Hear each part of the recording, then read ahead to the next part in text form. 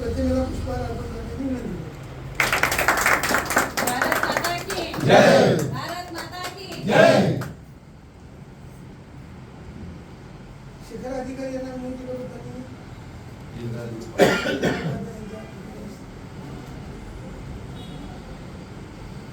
सन्माननीय जिल्हाध्यक्ष डॉक्टर विनंती करतो आणि 2 मिनिट आम्हाला संबोधन करा.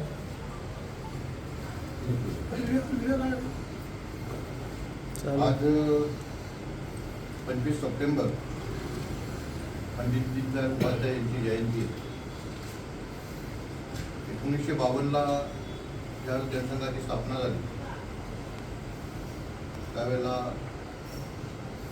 अध्यक्ष श्यामाप्रसाद मुखर्जी राष्ट्रीय अध्यक्ष, त्यांच्यासोबत राष्ट्रीय सरचिटणीस म्हणून पंडित दीनदयाळ उपाध्याय यांची नियुक्ती झाली. काही काल गेला आणि श्यामाप्रसाद मुखर्जींनी त्यावेळेला सांगितलं की असे 50 दीनदयाळ उपाध्याय जर माझ्यासोबत आले तर पुन्हा राष्ट्राचं राजकारण, राष्ट्राची दिशा आणि राष्ट्राचा इतिहास बदलून एक स्वर्णिम भारताकडे आपण जाऊ शकतो. एवढी ताकद दीनदयाळजी एकट्यामध्ये आहे.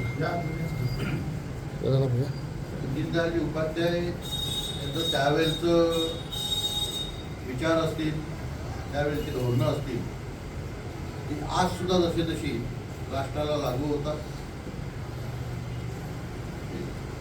वाजपेयींचं सरकार आलं, त्यांनी दीनदयाळजी उपाध्याय यांच्या पावलावर पाऊल ठेवून ती धोरणं राबवण्याचा प्रयत्न केला.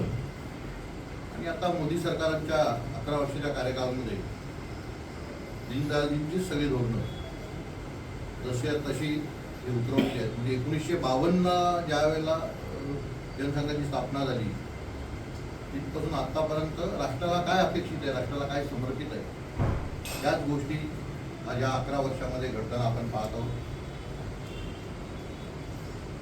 एकात्मिक मानवतावाद ही दीनदयाळजींची संकल्पना होती. अंत्योदय ही दीनदयाळजींची संकल्पना होती. अंत्योदय म्हणजे काय तर समाजामधल्या शेवटच्या घटकापर्यंत हा विकास पोहोचला पाहिजे. ज्या ज्या गोष्टी शेवटच्या घटकाला अपेक्षित आहे त्या गोष्टी त्याच्यापर्यंत पोहोचवणं हाच खरा विकास असू शकतो. ही संकल्पना दीनदयाळजींनी मांडली होती. किती देश विकासाकडे गेला आणि किती GDP वाढली, पण ज्यावेळेला GDP वाढते त्यावेळेला माझ्या देशातला गरीब हा त्याच्या राहणीमानामध्ये बदल होतो का, त्याचं राहणीमान उंचावतो का? जर त्याचं राहणीमान उंचावत नसेल तर GDPच्या आकड्यांशी त्या गरीबाला काय करायचं आहे? त्यामुळं विकास हा शेवटच्या घटकाच्या घरापासून, त्याच्या कुटुंबापासून सुरू झाला पाहिजे, तरच देश विकासाकडे जाईल. ही संकल्पना त्यावेळेला दीनदयाळजींनी मांडली होती. आणि मागच्या 11 वर्षामध्ये 25 कोटी जे दारिद्र्यरेषेखालील कुटुंब होते, असे 25 कोटी कुटुंब हे दारिद्र्यरेषेखालच्या वर आले, त्यांचं राहणीमान उंचावलं. आणि आज आम्ही सगळेच पाहतोय तर प्रत्येक व्यक्तीची पर्चेसिंग पॉवर वाढलेली आहे. आज याच्या घरामध्ये 2 व्हीलरचंही स्वप्न पाहिलं जात नव्हतं 20 वर्षापूर्वी, 25 वर्षापूर्वी. त्याच्या घरामध्ये आज 4 व्हीलर आलेली. हा राहणीमान उंचावण्याचा विषय असेल किंवा पर्चेसिंग पॉवर वाढवण्याचा विषय असेल, प्रत्येकाला एक विकसित भारताचं स्वप्न आणि हे विकसित भारत आपण घडवू शकतो ही जी संकल्पना, ही संकल्पना सत्यात उतरवण्यासाठी प्रामुख्याने ज्यांनी हा एकात्मिक मानवतावाद त्यांनी मांडला असे पंडित दीनदयाळ उपाध्याय यांच्या जयंती संपूर्ण राष्ट्राला कळेल, संपूर्ण जगाला एक वेगळ्या विकासाकडे नेण्याचं. ज्ञानेश्वरांनी म्हटलं होतं गजविकांचे तिमे जाऊ विश्व सुधार पाहो, तो जे वांछेल तो दे राहो प्राणी जात. म्हणजे माऊलींनी त्यावेळेला म्हटलं होतं काय भूतलावर तर प्रत्येक माणूस हा सुखी असला पाहिजे. प्रत्येकाचं प्राण्यापासून तर मानवापर्यंत प्रत्येकाचं दुःख हे निवारण झालं पाहिजे. तो आशावाद दीनदयाळजींनी त्यावेळेला करून दाखवला होता. की आम्हाला भारत घडवताना आम्हाला कोणतं राष्ट्र उद्ध्वस्त करायचं नाहीये. तर भारत हा ज्यावेळेला विश्वगुरू विराजमान भारतमातेला आम्हाला करायचं असेल त्याला जगालाही घ्यावा वाटावा, असा जगाला सोबत घेऊन जावं. आणि कधीही घडलं नव्हतं ते ह्या 21व्या शतकात घडू शकते ही संकल्पना त्यावेळेला दीनदयालजींनी मांडली होती. आणि आज या दीनदयालजींची जयंती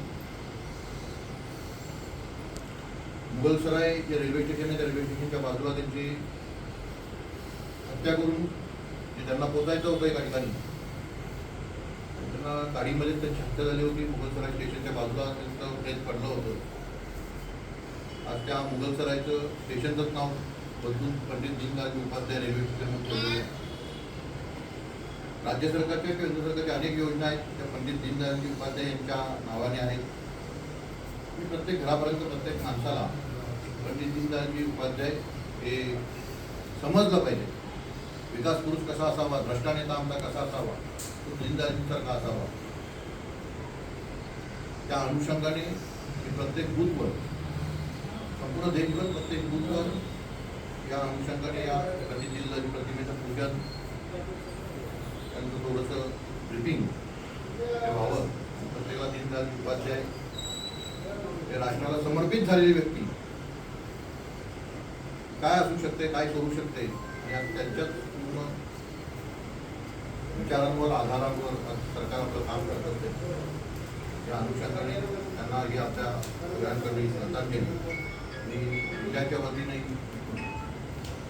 आपल्या सर्वांच्या वतीने पंडित दीनदयाल उपाध्याय यांना आपल्या श्रद्धांजली वाटतो आणि